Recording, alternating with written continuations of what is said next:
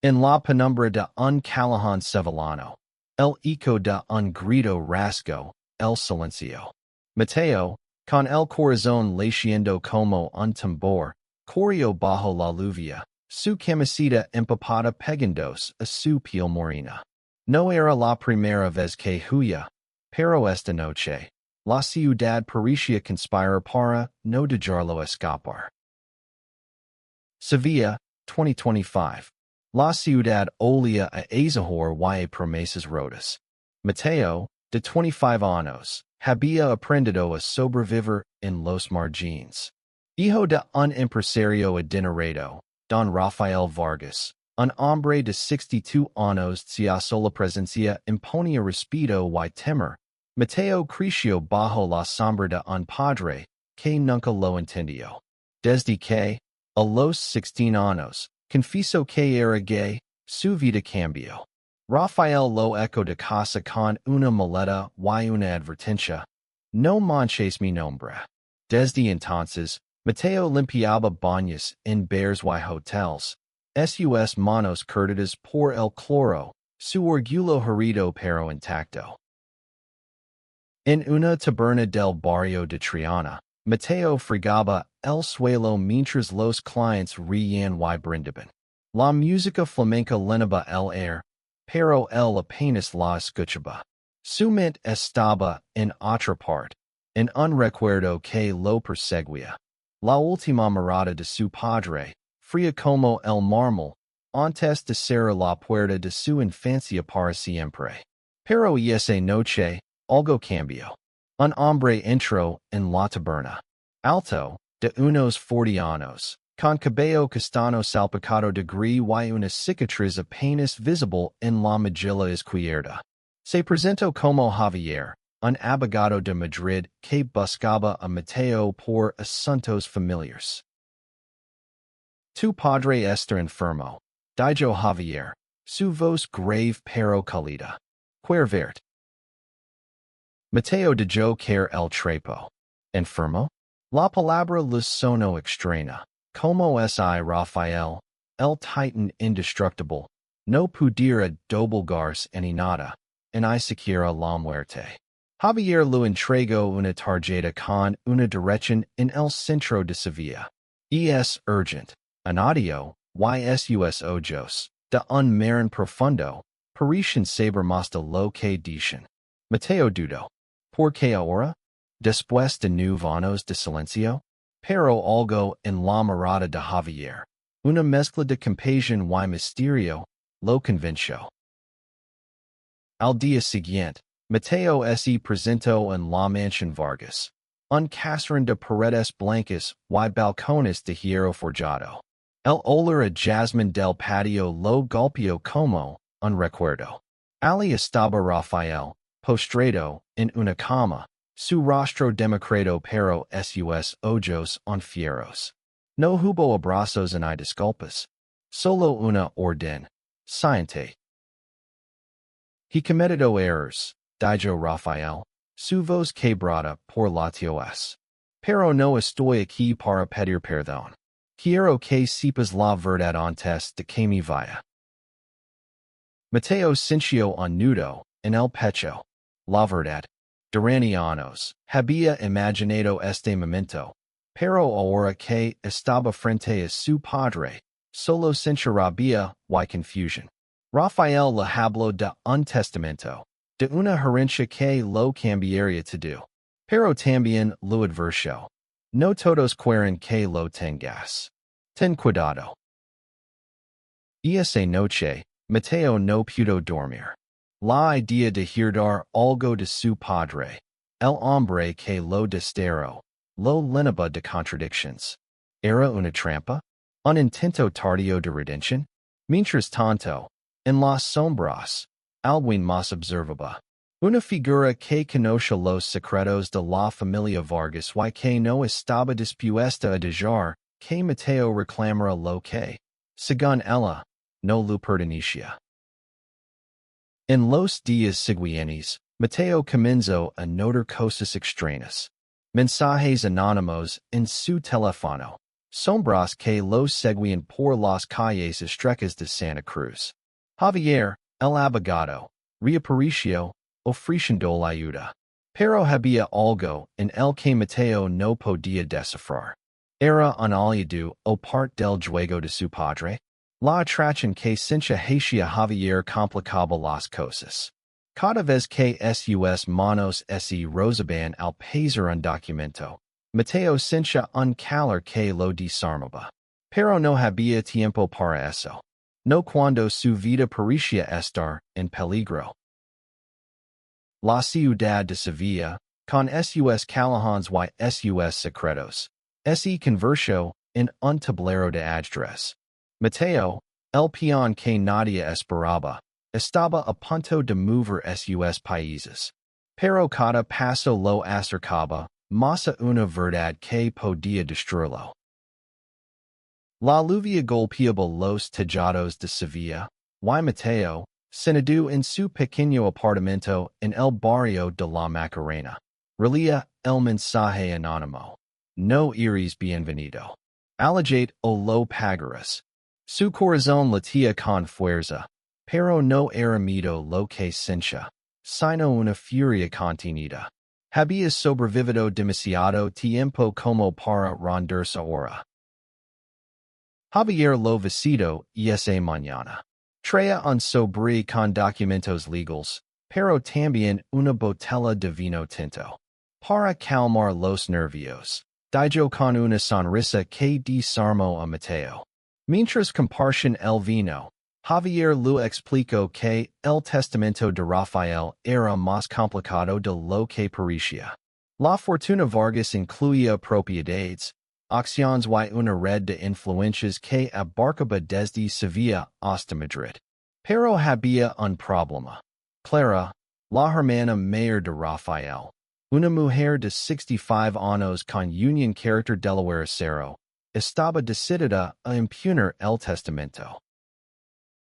Clara cree que tú no mereces nada, dijo Javier, su tono cuidadoso. Dice que eres una vergüenza para la familia. Mateo apretó los puños. No conoce a Clara, pero las palabras resonaban como las de su padre años atrás. Sin embargo, algo en la voz de Javier le hizo sospechar. ¿Por qué un abogado de Madrid estaba tan involucrado? ¿Qué ganaba él en todo esto? La conversación se volvió más personal.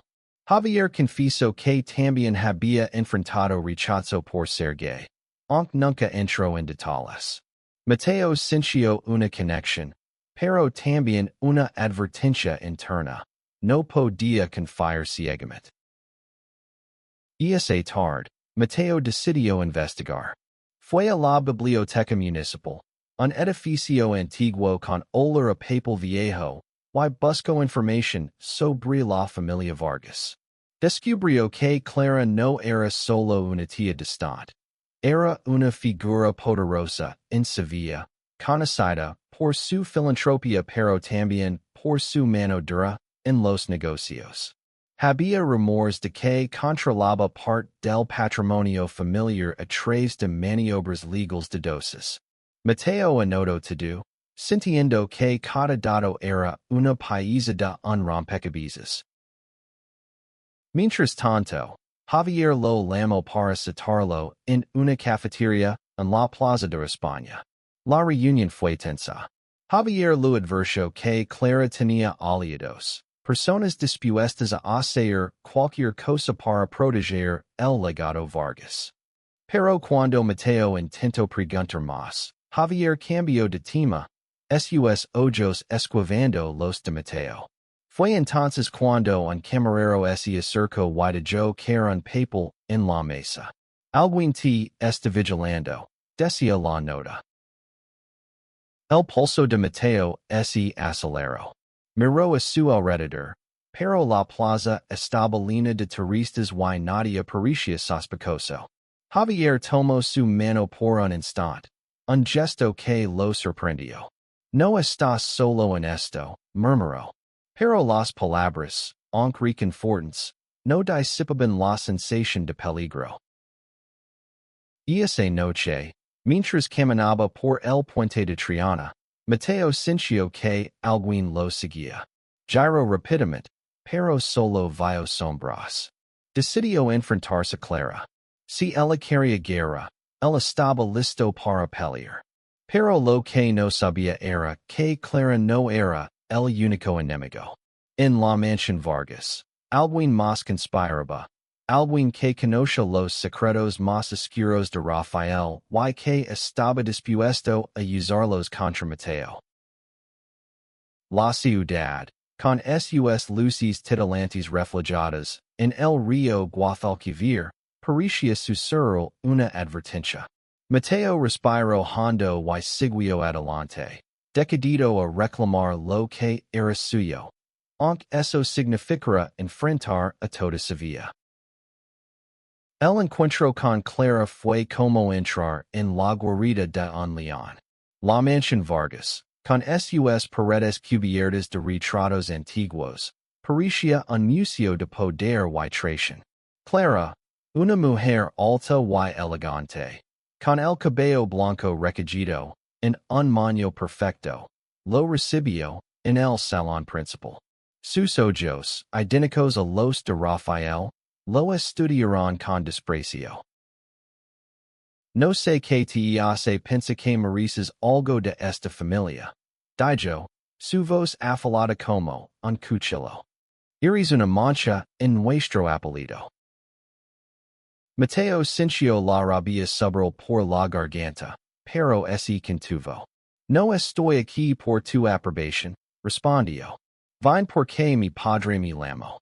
Clara rió. Una risa fría que resonó en la sala. Lo explicó que Rafael, en su lecho de muerte, había cambiado el testamento para dejar todo a Mateo, algo que ella consideraba una traición. Pero había una condición. Mateo debía probar que era digno antes de que el testamento se ejecutara. ¿Digno? Preguntó Mateo, incrédulo. Después de echarme a la calle por ser quien soy? Clara no respondió. En cambio, lo entregó un sobre con una lista de tareas, documentos que debía recuperar, deudas que debía saldar, y una misteriosa prueba final que nadie explicaba. Mateo salió de la mansión con la cabeza dando vueltas. ¿Era esto un juego sádico de su padre, incluso desde la tumba? Javier lo esperaba fuera, apoyado en un coche negro. No confíes en ella, dijo, encendiendo un cigarrillo. Mateo lo miró fijamente. La atracción entre ellos era innegable, pero también lo era la desconfianza. Javier sabía demasiado, y sus silencios eran tan elocuentes como sus palabras. Decidieron trabajar juntos para descifrar la lista de Clara, pero cada paso los llevaba más cerca de un peligro que ninguno anticipaba. En los días siguientes, Mateo recorrió Sevilla en busca de los documentos.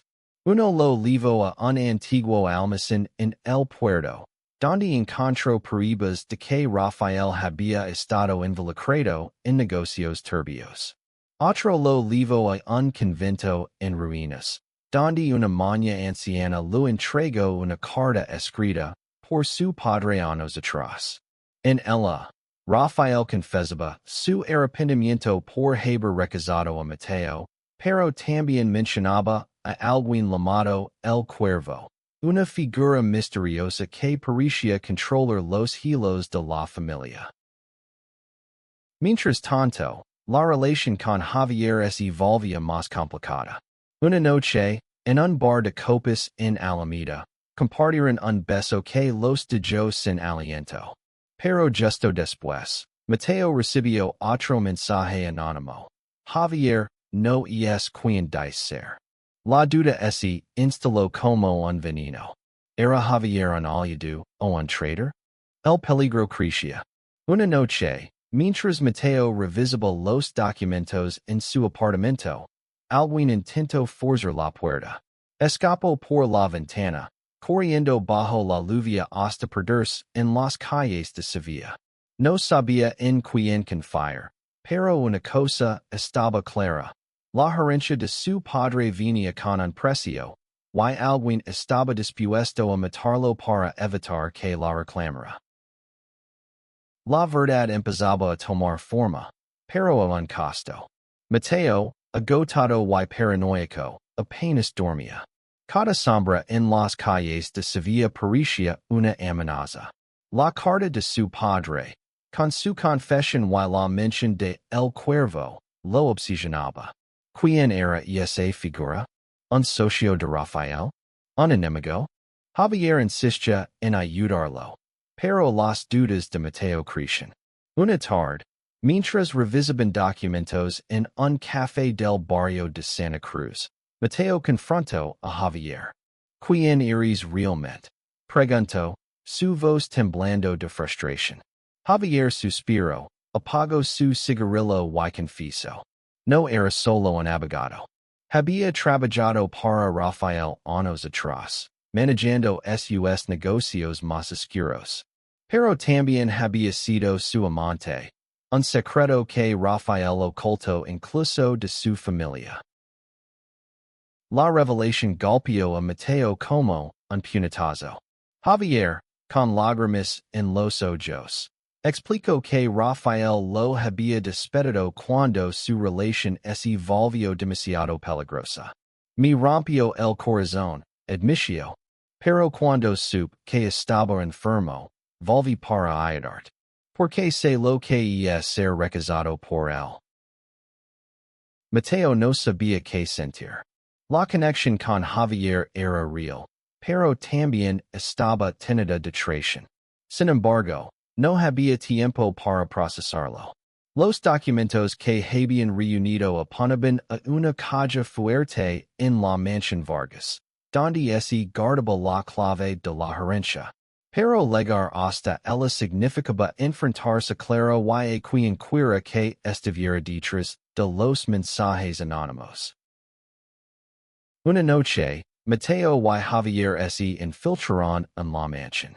La tensión entre ellos era palpable, una mezcla de deseo y desconfianza. Encontraron la caja fuerte, pero antes de que pudieran abrirla, Clara apareció, acompañada por un hombre encapuchado.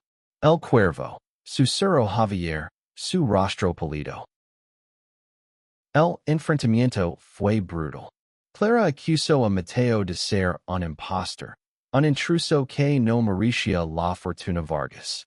Pero fue el encapuchado quien habló, revelando que era un antiguo socio de Rafael, traicionado por él años atrás. Quería la herencia para vengarse, y Clara era su aliada. En un momento de caos, Javier empujó a Mateo fuera de la habitación, gritando que corriera. Mateo escapó, pero no sin antes escuchar un disparo.